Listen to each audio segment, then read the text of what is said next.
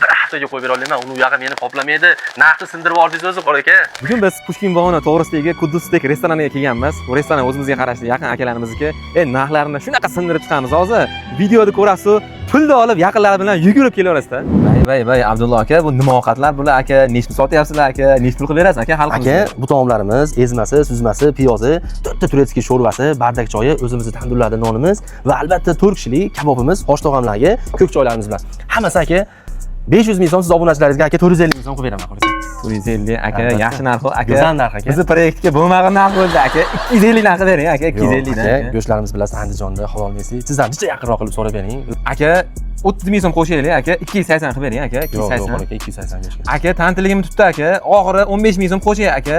295 ga sindiraylik aka. Andijonlik akalarimiz kelib, to'liq oshna og'ayni kelib, maza qilib yeb ketsin aka. 295. Siz uchun faqat Aka, eng qiziq joyga yetib keldik aka. Necha kun bo'ladi unaqa skidkalar aka? qora aka, siz bizga obuna bo'lgan qadrdonlar uchun bir haftaga qo'yib bera olmayman. Undan oshig'iga meni qoplamaydi qora aka. Rostdan.